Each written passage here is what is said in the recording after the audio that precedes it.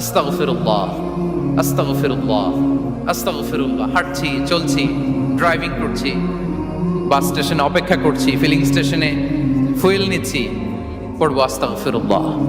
কি পড়বো? আস্তাগফিরুল্লাহ। যারা সব সময় আস্তাগফিরুল্লাহ পড়ে তাদের রিজিকের কোনো টেনশন হয় না, রিজিক নিয়ে তাদের আর কোনো চিন্তা থাকে না।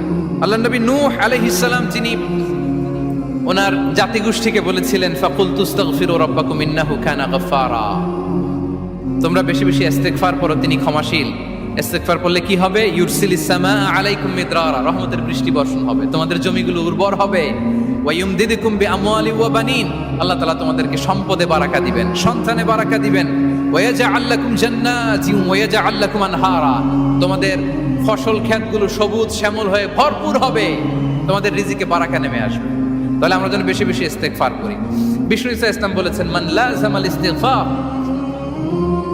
জাআলাল্লাহু লাকুম মিন কুল্লি দীকিন মাখরাজা ওয়া মিন কুল্লি হাম্মিন ফারাজা ওয়া ইয়ারযুকহু মিন হাইসু লা ইয়াহতাসিব।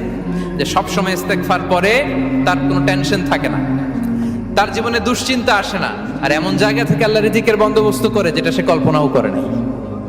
সুবহানাল্লাহ। আমরা যেন বেশি বেশি ইস্তেগফার করি। আস্তাগফিরুল্লাহ, এটা হচ্ছে ভেরি শর্ট ফর্ম অফ ইস্তেগফার। অথবা পড়তে পারেন আস্তাগফিরুল্লাহ আল্লাযী লা ইলাহা ইল্লা হুয়াল হাইয়ুল কাইয়্যুম ওয়া আতুবু ইলাইহি। সাইয়্যিদুল ইস্তেগফার মুখস্থ আছে না আমাদের? এটা যেন বেশি বেশি পড়ি। ইয়াকিনের সাথে যে সাইয়্যিদুল ইস্তেগফার পড়বে, যেই দিন পড়বে ওই দিন যদি মৃত্যু হয় সে জান্নাতি। কোন রাতে মুকিনান বিহি, ইয়াকিনের সাথে যদি সাইয়্যিদুল ইস্তেগফার কে রিসাইট করে, ওই রাতে যদি সে মৃত্যুবরণ করে, বিষ্ণু বলেন সে জান্নাতি।